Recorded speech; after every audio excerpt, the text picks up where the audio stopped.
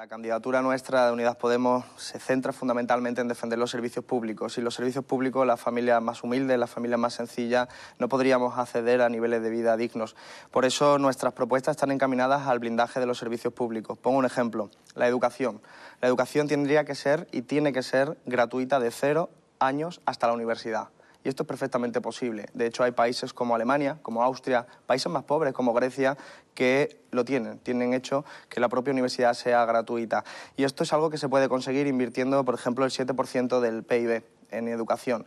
Y es algo fundamental para que la familia, los hijos y las hijas de las familias trabajadoras puedan ascender socialmente y tener puestos de trabajo mejor remunerados que los que tuvieron sus padres. Porque ahora mismo vamos en el camino inverso. Ahora mismo tenemos másteres universitarios que son una barrera de entrada para las familias trabajadoras, son impagables. En otra cuestión vinculada también a la juventud, tiene que ver, por ejemplo, con la vivienda. El 85% de los malagueños de menos de 30 años viven con sus padres. Y no lo hacen porque quieran estar, probablemente se lleven muy bien con sus padres. El problema es que no tienen dinero, los salarios son de miseria. Tienen que dedicar a aquellos que sí han podido emanciparse el 80% de su salario para poder acceder a una vivienda. Hay que regular el precio de la vivienda y por lo tanto necesitamos un gobierno que sea capaz de enfrentarse a los poderes económicos. El Partido Socialista en estos meses no lo ha querido hacer, aunque se comprometió. Le temblaron las piernas en el último momento, porque regular el precio de la vivienda, poner un tope a los precios del alquiler, implica acabar con el negocio de los bancos y de los fondos buitres que especulan con la vivienda, a pesar de que nuestra Constitución está defendida como un derecho humano y está instado al Gobierno a que intervenga. Esto es fundamental. Y quizá también un tercer elemento en estos 10 segundos que me quedan, las pensiones. Las pensiones han de ser revalorizadas a nivel del IPC para que nadie se empobrezca. Las últimas reformas del PP y del Partido Socialista han empobrecido a los pensionistas y en última instancia eso significa que tienen menos dinero para llegar a fin de mes y estamos hablando de un derecho y no de un privilegio. La política es un instrumento para transformar la sociedad a partir de una determinada concepción de lo que queremos que sea la sociedad. De hecho, en estas elecciones nos jugamos que España va a estar vigente para los próximos 20 años, no solo para el año que viene. Y en este sentido, evidentemente los recursos son limitados y lo que es la política es una decisión sobre las prioridades. Y los últimos años hemos visto como a lo largo de esta crisis, que ha sido una estafa, un saqueo, se han enriquecido los más ricos, se han empobrecido los más pobres y ha habido una serie de actores económicos que han salido absolutamente beneficiados. Durante estos últimos 10 años se han rescatado a los bancos con dinero público por 60.000 millones de euros y podría ser una cuantía mayor. Se han rescatado las autopistas quebradas por 4.500 millones de euros. Se han rescatado a las grandes empresas. Pero en cambio se han recortado en sanidad, en educación, en pensiones. Esas son las respuestas y las consecuencias de unas prioridades. Las prioridades que, por ejemplo, cuando el PSOE y el PP reformaron el artículo 135 de la Constitución, dijeron, primero, el pago a los acreedores, bancos internacionales, antes que pagar las pensiones. Por lo tanto, las palabras no pueden quedar vacías, tienen que incorporar cuáles son sus prioridades. Y yo creo que aquí hay palabras que, por ejemplo, se han escuchado en este debate, hablando de la libertad en la educación. ¿Qué es eso? Hablemos claro. La gente de las familias trabajadoras que van a un colegio público porque no pueden pagarse un colegio concertado o colegio privado, tienen menos opciones de tener buenos salarios en el futuro. En mi propio colegio, en Rincón de la Victoria, el único varón que llegó a la universidad fui yo. Todos los demás se dedicaron al ámbito de la construcción. Eso no pasaba en los colegios privados de mi pueblo, no pasaba en los colegios concertados. Por lo tanto, la educación influye en el modo de vivir de las siguientes generaciones.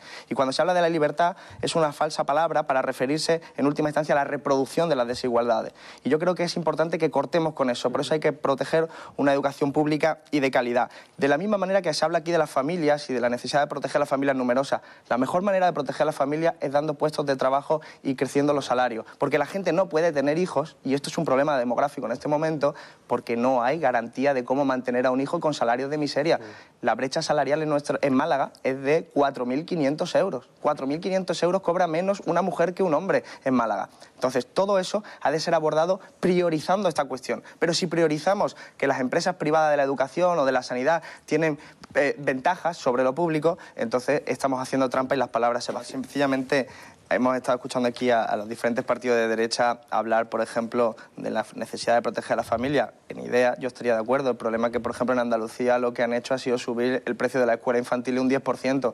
Cuando eso sucede y hay familias que no pueden pagar ese precio de la escuela infantil, eso niños y niñas se crían en casa y normalmente lo hacen las mujeres. Por lo tanto, esos recortes que se producen perjudican especialmente a las mujeres e incrementan el elemento y componente machista de la sociedad. Las escuelas infantiles deben de ser gratis. Y hemos visto en la sanidad pública, por ejemplo, en Andalucía, han hecho un plan, las tres derechas en Andalucía, que consiste en derivar pacientes a la privada al 30% de los pacientes, pero darle a las empresas privadas de ese plan el 60% del presupuesto. Encarece la sanidad pública, empeora el servicio público de la calidad de la sanidad, pero engrandece los bolsillos de las empresas privadas de sanidad. Señor Garzón.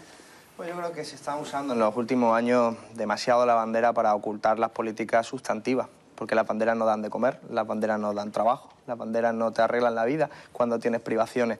Y las banderas sirven a veces para enfrentarla contra otras personas que probablemente compartan contigo mucho más de lo que parece. Y esto vale tanto para los independentistas como para los nacionalistas españoles. Hemos visto en los últimos años cómo los independentistas de derecha en Cataluña han usado esa bandera para enfrentarla con el resto de España. Y hemos visto cómo en España se usaba esa bandera para enfrentarla contra españoles en Cataluña. Creo que eso no es el camino. El camino es proteger a las familias trabajadoras independientemente del lugar en el que viven, independientemente del lenguaje y la lengua que utilicen. Y para eso es fundamental entender que nuestra candidatura a Unidas Podemos es la única que puede garantizar políticas de izquierdas para proteger los servicios públicos y para ser capaces de enfrentarnos al poder económico. Son más de 3,5 millones de personas en nuestro país que reconocen ante el Instituto Nacional de Estadística que no pueden calentar su hogar en invierno a temperatura adecuada o que no pueden encender el frigorífico porque no pueden pagar la factura de la luz. La factura de la luz ha subido un 78% en los últimos 15 años. Los salarios no lo han hecho. Para atajar eso hay que tener una empresa pública de energía. Y eso, por ejemplo, es una de las cuestiones que el Partido Socialista no ha sido capaz ni valiente suficientemente para afrontarlo, como tantas otras cosas que hemos visto en la historia reciente. Por eso nosotros decimos, la garantía de que los votantes de izquierda tienen claro que puede haber un gobierno de progreso, de izquierda, de defensa de la igualdad, es la candidatura de Unidas Podemos. Luego, además es campaña electoral y muchas veces propaganda. Vimos en el año 2015, en diciembre, al Partido Socialista y a Albert Rivera y a Ciudadanos decirse cosas muy gruesas, cosas muy graves y negarse posibles apoyos, y en enero estaban firmando el pacto del abrazo Albert Rivera y Pedro Sánchez. Podría perfectamente ocurrir y creo que hay mucha gente que puede verse tentado de votar al Partido Socialista para que no entre la extrema derecha y la derecha radicalizada en el Congreso, pero encontrarse con que después Albert Rivera sea el que decida la economía de este país. No somos extrema derecha, somos un partido del sentido común y de la extrema necesidad que tiene unas políticas que nos van a hacer bien a todos sin distinción. Porque habéis propuesto ilegalizar a los partidos comunistas. ¿Queréis ilegalizarme a mí, por ejemplo? De una manera que no es la correcta. ¿Qué decía? No, digo que han propuesto, vos ha propuesto, simplemente, yo creo que lo conoce todo el mundo, ha propuesto ilegalizar, y de hecho lo ha dicho ella, a partidos de determinadas ideologías. Han propuesto ilegalizar al Partido Comunista. El Partido Comunista sin el que no se podría entender la democracia en este país. Subvenciones. No, ustedes han propuesto ilegalizar a los partidos comunistas. Subvenciones, que se acabó el dinero público, que el dinero público es de todos y nos tenemos que beneficiar todos, no unos pocos. Pues yo creo que estamos viendo un debate que tiene que ver con lo que yo apuntaba antes de utilizar la bandera para enfrentar a los españoles.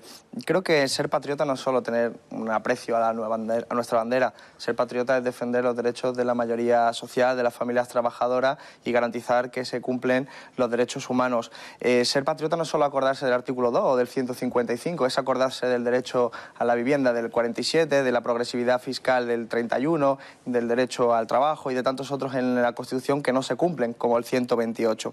Y cuando hablamos de corrupción tenemos que entender que los procesos de corrupción siempre tienen dos partes. Alguien que pone la mano para recibir el dinero y alguien que da el dinero con otra mano. Eso tiene que ver con que en nuestro país hemos visto la corrupción, por ejemplo, del Partido Popular, la hemos visto en los sobresueldos, la hemos visto, ha quedado acreditado en los diferentes procesos judiciales, pero siempre se deja de mirar a quien da la mano, a quien da el dinero, perdón, a las grandes empresas que han utilizado su influencia para torcer gobiernos y voluntades populares. Hace muy poco, en las últimas semanas, hemos conocido cómo las grandes empresas constructoras de este país se ponían de acuerdo en una mafia, en una trama, para defraudar 1.500 millones de euros a la hacienda pública. A la hacienda pública porque era un acceso irregular a los concursos públicos. Esas grandes empresas son las que gobiernan nuestro país sin presentarse a las elecciones. Regenerar nuestro país es acabar con el enorme exceso de poder que tienen las grandes empresas en nuestro país. Y eso no solo tiene que ver con los grandes contrastes que son evidentes, los salarios de la mayoría de la gente y los salarios de Ana Patricia Botín, que cobra 29.000 euros al día. No se trata de eso, solo se trata de entender, por ejemplo, lo de las cloacas policiales.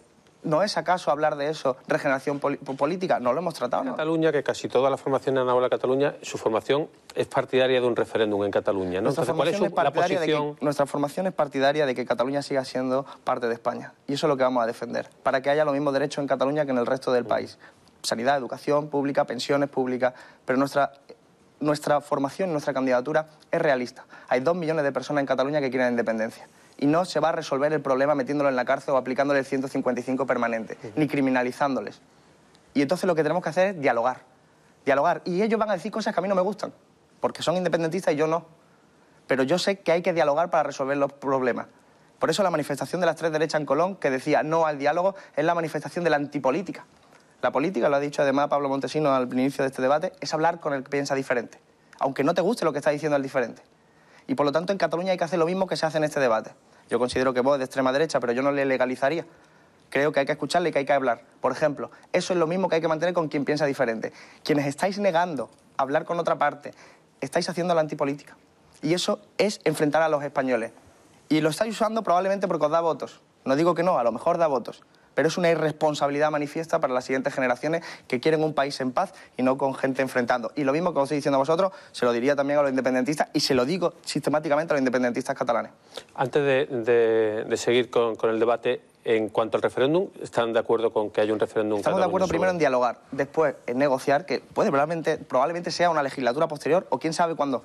Y después, entre las opciones posibles, hay que incluir la posibilidad, si así se decide, de que sea el pueblo catalán el que decida cómo quiere convivir. Y yo creo que el pueblo catalán es mayoritariamente partidario de seguir en una España, pero en una España diferente a la que se están dibujando por las 3 derechas. La cuestión de la cloaca, porque creo que es peor que el Watergate. Se han espiado, se ha utilizado a la Policía Nacional, que debería protegernos a todos, para perseguir a una organización política, en este caso Podemos, en este caso Espacio de Unidos Podemos, y creo que eso es gravísimo, y creo que si no corregimos ese tipo de cuestiones, es difícil que estemos hablando de una democracia plena. Perdón, Alberto Garzón. Bueno, sin compartir todo lo que es su ideario, pero creo que es en estos momentos especialmente importante recordar la figura de Blas Infante, porque representa a Andalucía como parte de la solución de los problemas de nuestro país.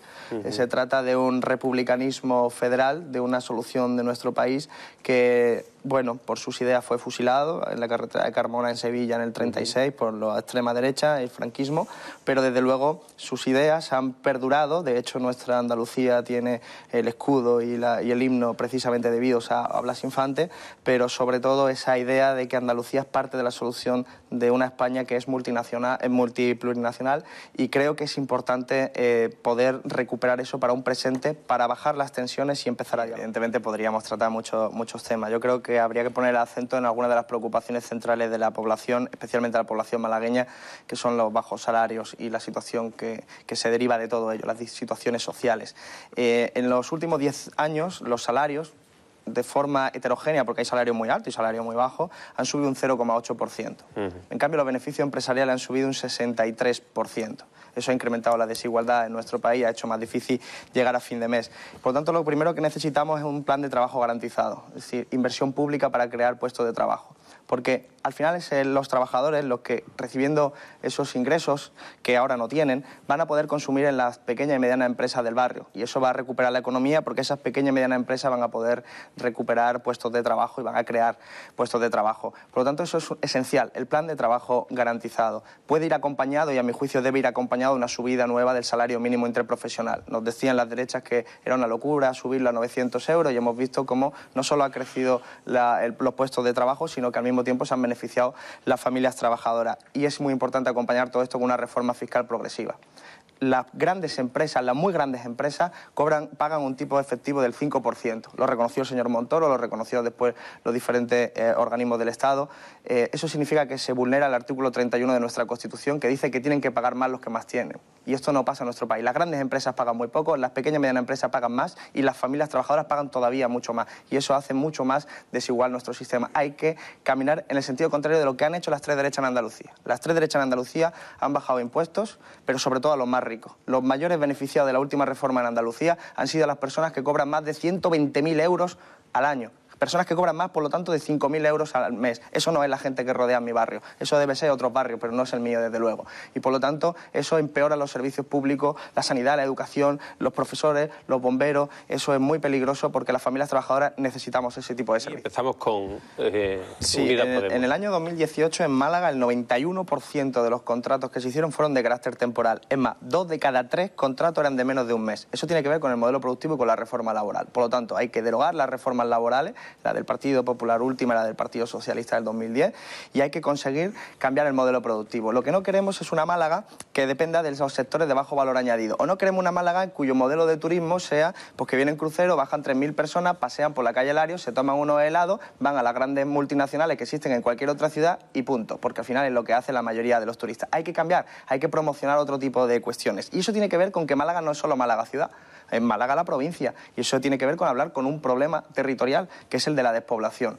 Hay que mejorar las infraestructuras en el interior, hay que reforzar los servicios públicos en el mundo rural, porque estamos hablando de la ausencia en muchos casos hasta de pediatras, de las cuestiones más básicas. Y eso tiene que ver, por ejemplo, por nuestra propuesta que ha sido juntar, poder unir, establecer una infraestructura que llegue al puerto seco de Antequera desde el puerto de Málaga para poder mejorar la economía y diversificar.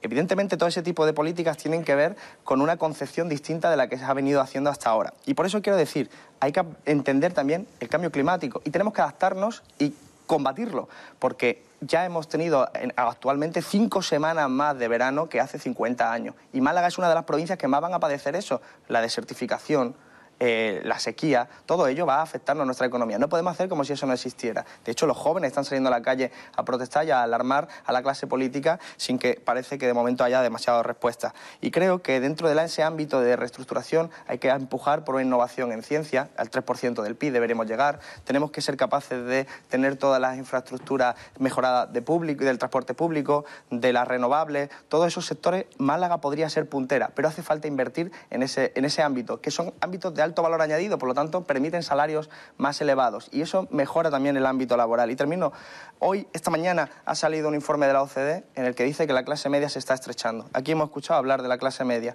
diciendo a las tres derechas que lo mejor para la clase media es bajar impuestos. La OCDE, que no es sospechosa de ser desde luego de ultraizquierda, ha dicho que la mejor forma de proteger a las clases medias es precisamente subiendo los impuestos y mejorando los servicios públicos por esa vía. Bueno, nada más y nada menos. Yo he leído esa información, ese informe, y no sé si ayudar a la clase media a subir los impuestos. Porque se está estrechando, porque la clase media se está polarizando entre los más ricos de la clase media y los más pobres, porque al final es lo que estamos viendo en nuestra realidad de gentes que hace 10 años pertenecían teóricamente a la clase media y hoy en día no llegan a fin de mes, y no es por los impuestos, porque evidentemente es por la ausencia de salarios dignos. Bueno, yo creo para culminar este bloque. Sí, cuando vemos la precariedad que existe en el ámbito del trabajo tenemos que entender que es consecuencia, como decía anteriormente, también de las reformas laborales, y hay que derogar esas reformas laborales y sustituirlas por una protección de los sindicatos y de la negociación colectiva, que se ha abandonado en los últimos tiempos tanto por gobierno del Partido Popular como por gobierno del Partido Socialista. En este sentido, es absolutamente imperioso el cambio del modelo productivo al mismo tiempo que la derogación de la reforma laboral y la protección. Solo hay que ver que las cámaras de piso cobran 3 euros al día por hora, en sectores que son los motores supuestamente de nuestra economía, de beneficio empresarial elevadísimo y salarios de miseria.